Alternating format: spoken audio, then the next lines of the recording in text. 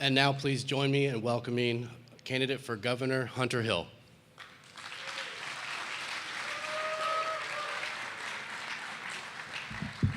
Sorry to disappoint because I'm actually not candidate Hunter Hill.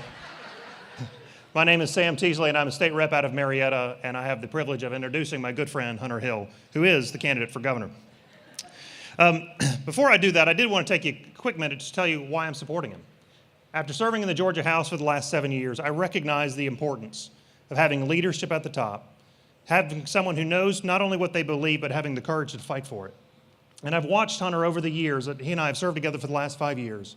I've watched his voting record, I've watched the things he's championed, watched the issues he's fought for and fought against.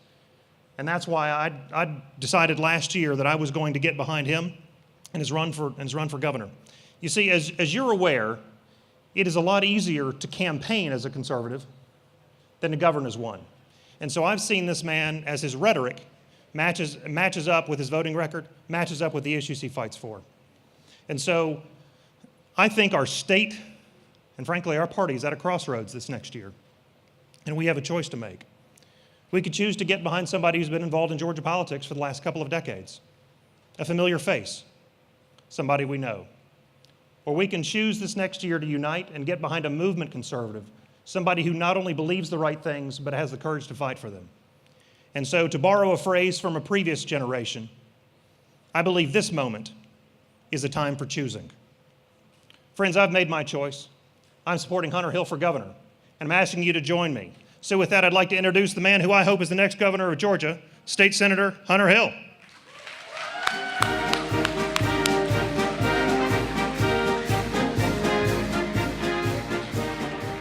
Good afternoon, Georgia Republican Assembly. How y'all doing? Appreciate those kind remarks from my friend Sam. But I thought I'd just spend a few minutes. I haven't gotten a chance to meet all of you. We've talked to a lot of you on the phone, and we've shaken a lot of hands. But this is going to be a course of the next year, and I look forward to getting to know you personally, each and every one of you. But for those of you who don't know, I grew up my entire life in Georgia, born and raised in Cobb County, and still live there today. And the only time I've been gone was when I was at the United States Military Academy at West Point, and while I was an Army officer with the 101st Airborne and another couple of units. Went down to Columbus, Georgia, learned how to jump out of airplanes for airborne school, and went to the U.S. Army Ranger School. And then I led 5 different teams on 3 combat tours in Iraq and Afghanistan, 2 of which was with the 101st Airborne. Thank you.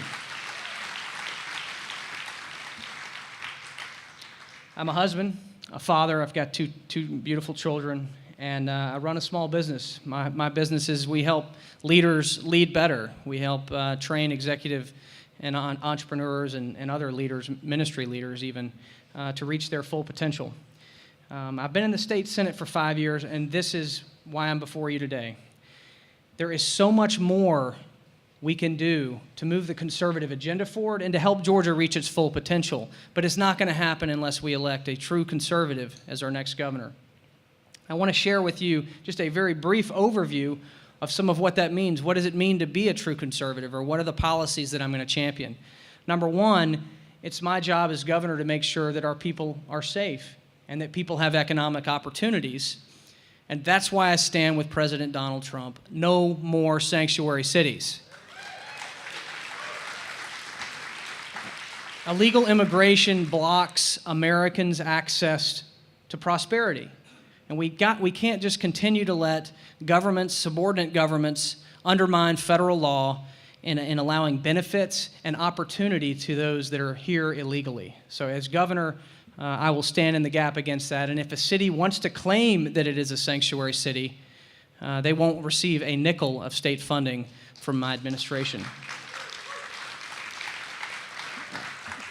Government spending. This is the real driver for me. We cannot continue to spend money the way we're doing, either at the federal level or even at the state level.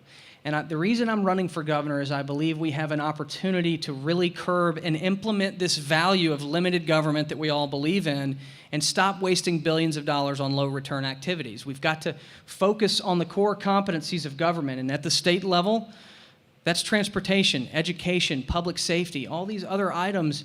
We've got to figure out how to partner with people that can actually make a difference. And that's ministries, that's families, that's nonprofits. Communities are made strong by families and regular people, not by the government. So we've got to tackle our spending problem and focus it. Number 3, from an economic development standpoint, we've got to eliminate Georgia's income tax. We are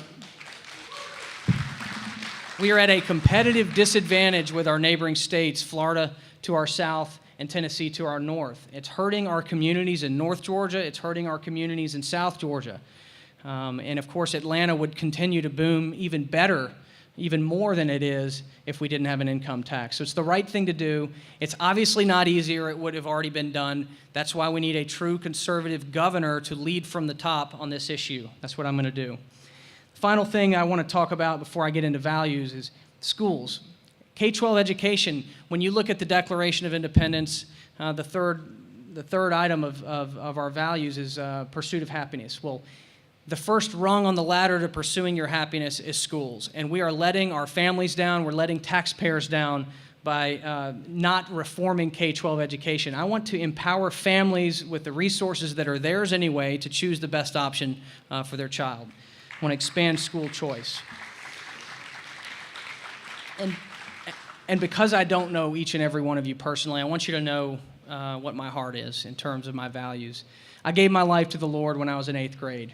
I've been a follower of Jesus since that time, and I try to do better every day, as we all do. But I got a lot closer to the Lord during my tours in Iraq and Afghanistan. But it's my Christian faith coupled with my belief in the Constitution that undergirds everything I believe about our government. And when I think of, again, the Declaration of Independence, life, liberty, and the pursuit of happiness, we have to protect the rights of the unborn. We have to move the needle closer to conception on the issue of life, and that's what I'm going to do as governor. Second Amendment, am I getting the hook here? 30 seconds. This is an important election. We cannot continue to do the same thing and expect different results. We've got to elect somebody that's true, that's a fighter, that has stood in the gap for our values. I swore to support and defend our Constitution against all enemies, foreign and domestic. But our foreign enemies will not bring us to our knees. It's weak politicians that are going to undermine this country because we're too strong to have an outside force do it.